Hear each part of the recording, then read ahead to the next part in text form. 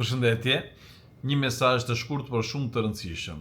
Në këto temperatura të larta që gjendemi në këtë moment, ka ndodhur shpesh herë në të shumë vendet e Evropës dhe në vende të tjera ku harresa e fëmijëve në makinë është një shkak vdekjeprurës në temperaturat e larta.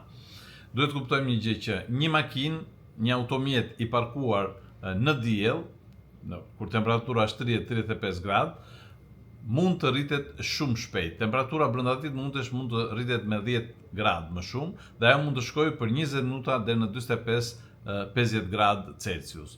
Po ashtu brenda 30-60 minutash temperatura mund të shkojë deri në 55-60 gradë dhe sidomos në ditë të nxehta si këto që ndodhemi sot, mund të shkojë edhe në 70 dhe mbi 70 gradë. Dhe kuptojmë shumë mirë që kjo temperaturë është e papajtueshme me jetën.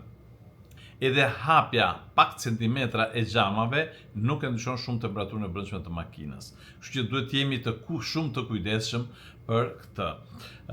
Pse është kaq e rrezikshme?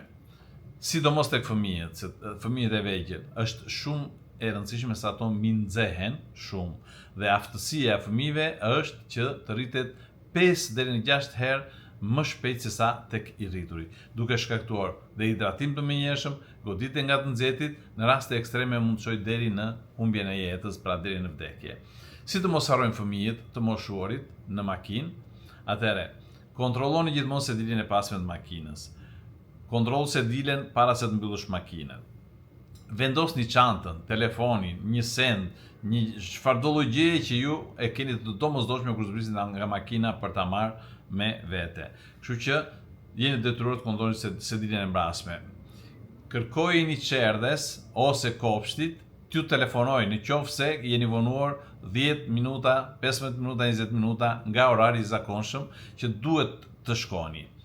Mbani çelësat e makinës larg fëmijëve. Një fëmijë mund të bllokohet brenda makinës dhe në temperatura të tilla, siç tham, brenda pak minutash mund të shkaktojë dehidratim dhe në komplikime shumë të rënda. Pra, mos rini kurrë në ato mjet fëmijë as edhe për 1 minutë.